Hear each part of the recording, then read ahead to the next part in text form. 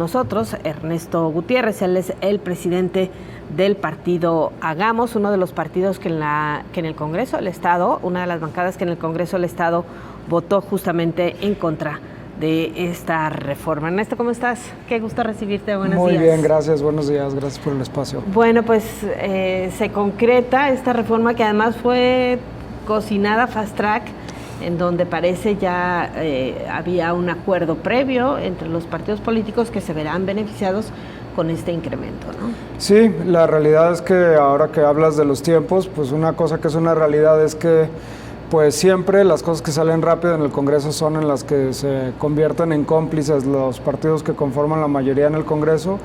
Y hoy, a pesar de ser una iniciativa presentada desde el año pasado, la tenían como congelada, la reactivan en el mismo día, termina siendo aprobada. Y yo ponía de ejemplo que esa misma semana nuestro partido realizó un foro tratando de impulsar una reforma que lleva atorada ya meses, que tiene que ver con agilizar la donación de órganos, en un caso en donde hay, por ejemplo, para temas de riñón, 5,000 personas esperando un trasplante, y para eso sí no hay prisa, para eso hay que pensar, para eso hay que esperar, para eso hay que analizar, escuchar expertos y demás, pero si se trata de triplicarle el ingreso a los partidos que conforman la mayoría, es cosa de horas y queda. ¿Se puede hacer algo? ¿Todavía los ciudadanos pueden hacer algo contra esta decisión? Pues la ciudadanía sí puede hacer muchas cosas, de corto plazo la realidad es que es complicado. Digo, más allá de votar, de tomar una decisión el día de las elecciones, pero ¿se puede hacer algo contra esta reforma? Presión política nada más. Si la pregunta es en términos legales, pues el Congreso sí está facultado para hacer esta reforma, que de hecho la realidad es que nos regresa a cómo eran las cosas antes del 2017, que pues bueno, todo el mundo se peleaba por ver quién había sido quien aprobó Sin Voto No Hay Dinero, y ahora mira lo que termina pasando, ¿no? Claro. ¿Qué implicaciones tiene para el presupuesto y para pues el ejercicio de recursos? Porque tendrá que echarse mano de algún lado, ¿no? Sí, esa es la parte más importante, y ahí quisiera decir varias cosas. La primera es que es muy importante que se entienda lo que está pasando, porque descaradamente se está haciendo una campaña de mentiras, en el sentido de que se está tratando de decir que se va a ahorrar dinero. La realidad es que es ridículo, quitando de lado complejidades, el presupuesto de los partidos, el total, son la suma de lo que cada uno recibe.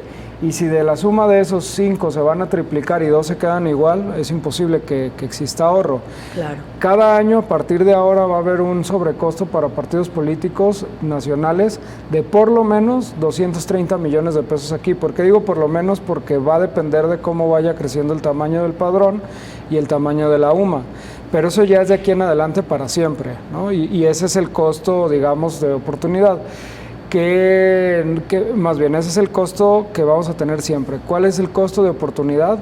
Pues bueno, es dinero que ya no se va a usar, no es que se estuviera usando, pero que potencialmente no se podría utilizar para encontrar personas desaparecidas, para enfrentar temas de seguridad como el de ayer. Seguimos hablando de un C5 que no funciona, es decir, hay una lista de prioridades que pues creo que van a tener que esperar un poco, porque fue prioritario más bien dotar a los partidos de más recursos. Y además con un Jalisco que financieramente ha sido ha tenido un gasto tan ajustado por decisiones también, que ya son otros temas, ¿no?, del gobierno del Estado, y que la prueba de esto, del poco margen que hay, es que el gobernador ha tenido que recurrir muchas veces a créditos quirografarios para salir, para que le alcance el dinero, y lo curioso es que ahora no ha dicho nada, ¿no? Es correcto. Esta es la misma mayoría legislativa que le aprobó 2 macrocréditos al gobernador, uno supuestamente para la pandemia, uno empezando... Y que le ha justificado los quirografarios. Exactamente, y que entre todos ya llevamos más de 20,000 millones de pesos. Eso te haría pensar que es un estado con recursos limitados, en donde hay que dar prioridades, pero pues bueno, insisto, cuando es tema de ponerse de acuerdo, sea para repartir cuotas o sea para repartir botines, pues ahí sí rápido se ponen de acuerdo, se acaban las diferencias y el Congreso trabaja muy rápido.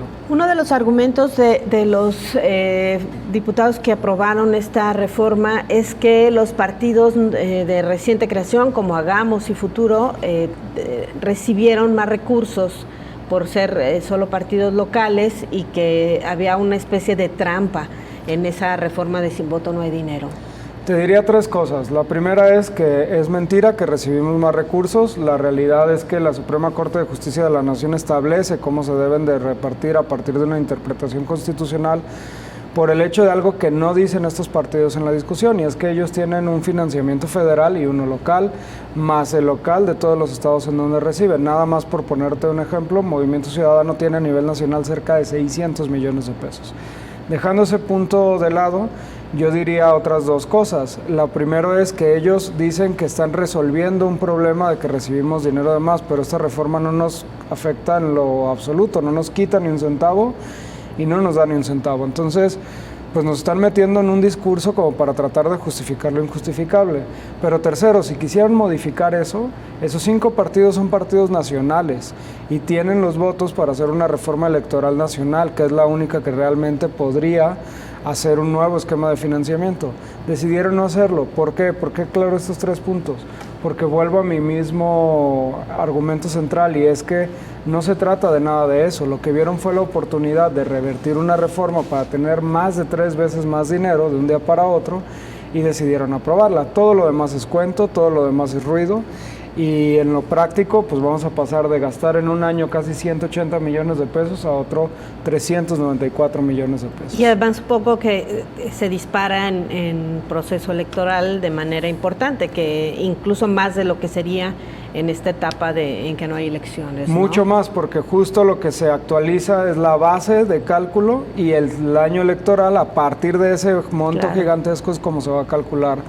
Y que vuelve a sujetar a estos dos datos que son siempre a la alza, ¿no? El número de ciudadanos inscritos en el padrón y la UMA, ¿no? Sí, es correcto. No, digo, del UMA sería una mala noticia que fuera a la baja, ojalá y nunca suceda.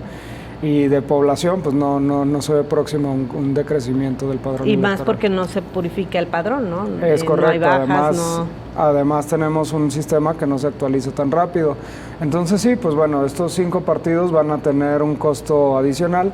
Y con respecto de lo que decías al principio, sí es importante que la ciudadanía se entere.